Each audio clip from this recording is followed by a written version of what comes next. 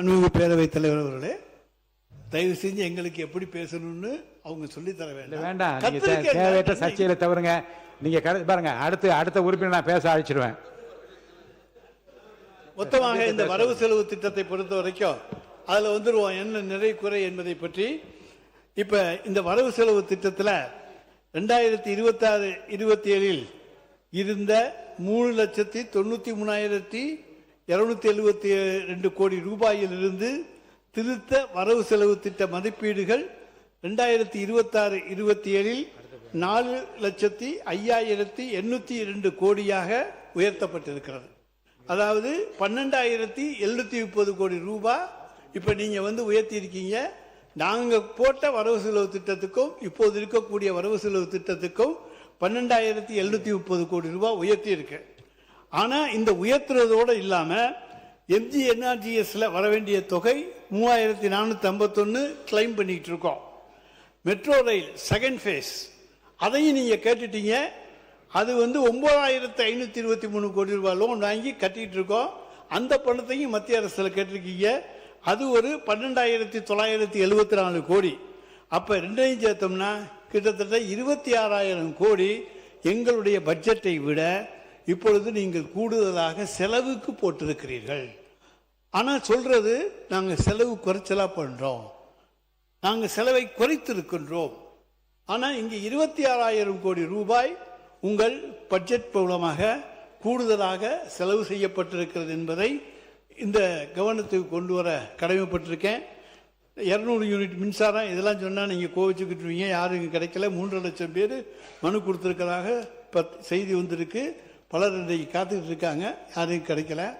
இன்னைக்கு மகளிர் உரிமை தொகை அதுவும் கிடைக்கல. ஆனால் எங்கே இருக்கிறார் எங்களுடைய தலைவர் என்று கேட்டவர்களுக்கு சொல்லுகிறோம், மகளிர் உரிமை தொகை வாங்குகிற ஒவ்வொருவருடைய உள்ளத்திலும் இருக்கிறார்.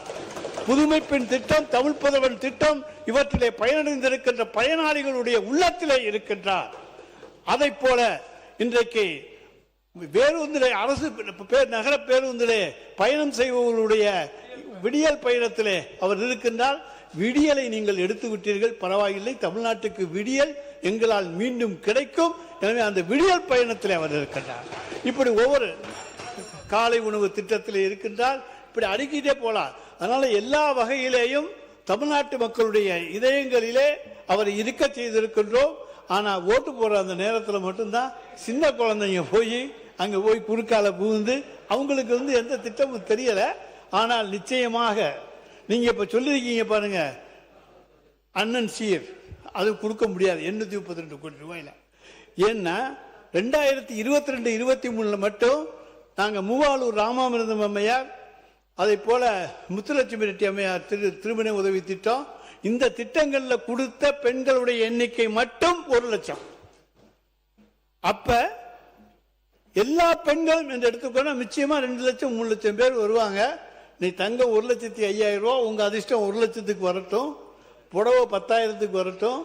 1,10,000 1 லட்சமா ஆக்கினா கூட 2,000 கோடி ரூபாய்க்கு குறையாமல் தாலிக்கு இன்றைக்கு நீங்கள் மாமன் சீர் தருவீர்கள், அண்ணன் சீர் தருகிறீர்களே, அதற்கு வேண்டும். ஆனால் அதற்கு ஒதுக்கி இருப்பது 832 கோடி ரூபாய் மட்டும்தான் நிதியமைச்சர் அவர்களே.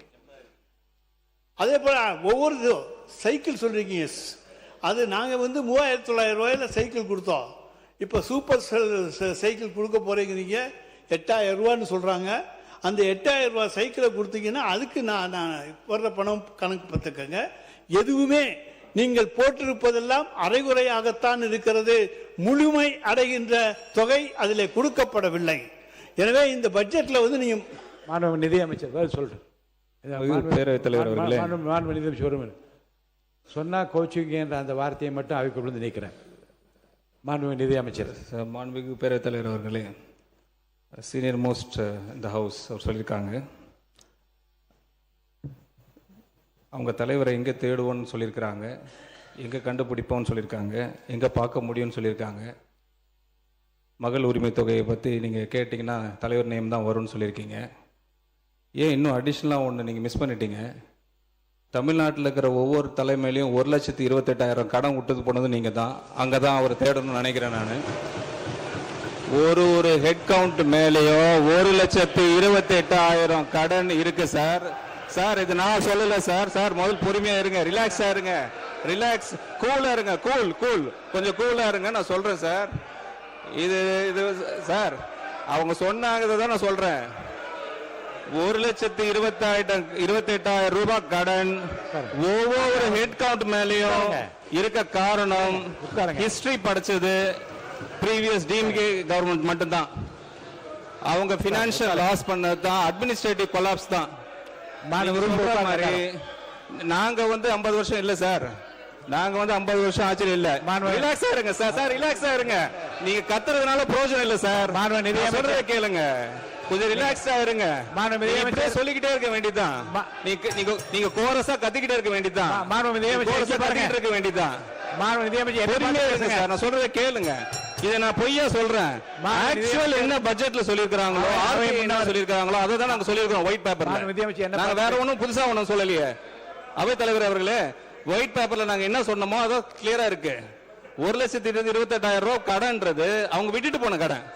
அவர் சொல்றது உரிமை தொகையில போய் எங்க தலைவரை தேடுங்கன்றாங்க. அதே தான் நானும் சொல்றேன். 1,28,000 யாருக்கிட்ட விட்டு போயிருக்கீங்க? பேஸ் பண்ணி தான் நாங்க பட்ஜெட் போட்டிருக்கோம். உங்களுக்கு தர போறேன்.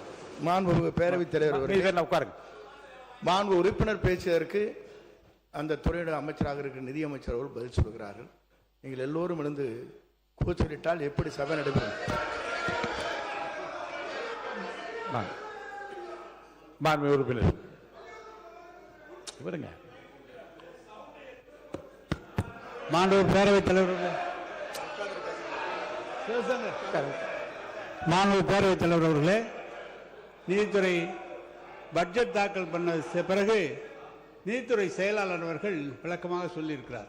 கடன் என்பது இன்னும் 50 ஆண்டு காலம் போனால் கூட அது அடைப்பதற்கு வாய்ப்பில்லை. ஆனால் ஒவ்வொரு அரசும் கடன் வாங்கிதான் தொடர்ந்து அதை செய்யப்பட வேண்டும் என்று நீதித்துறை செயலாளர் அவங்களுடைய செயலாளரை சொல்லியிருக்கிறார்கள். நாங்கள் 1,28,000 ஒரு தனிநபர் கடன் என்று சொன்னால் நீங்கள் 60 நாட்களுள்ளாக 20,000 கோடி கடன் வந்திருக்கிறது. எனவே இல்லை, அதை நாங்கள் ஒரு குறையாக சொல்லவில்லை. அரசாங்கம் நடத்துவது என்பதே தொடர்ந்து தன்னுடைய முன்னேற்றத்திற்காக கடன் வாங்கக்கூடிய நிலையில் தான் அரசு நடந்து கொண்டிருக்கிறது. இன்னும் சொல்ல போனால் இது ஒரு அரசு எவ்வளவு கடன் வாங்க வேண்டும் என்று நிர்ணயிப்பதே ரிசர்வ் பேங்க். அவங்களுடைய அனுமதி இல்லாமல் கடன் வாங்க முடியாது. எனவே வருவாய் இருக்கிற போது ரிசர்வ் பேங்குடைய அனுமதியை பெற்று தான் கடன் வாங்கி இருக்கிறோம். எவ்வளவு கடன் அல்ல, எவ்வளவு திட்டங்கள் நிறைவேறி இருக்கிறது என்பதை பாருங்கள், எவ்வளவு புதிய திட்டங்கள் வந்திருக்கிறது என்பதை பாருங்கள். அதுதான். மாண்புமிகு உறுப்பினர் விஜய் சரவணன் அவர்கள். மாண்பு உறுப்பினர் விஜய் சரவணன் பேசுங்க, பேச ஆரம்பிங்க. மாண்புமிகு பேரவைத் தலைவர் அவர்களே, எண்ணி துணிக கருமம் துணிந்த பின் எண்ணுவம் என்பது இழுக்கு என்கிற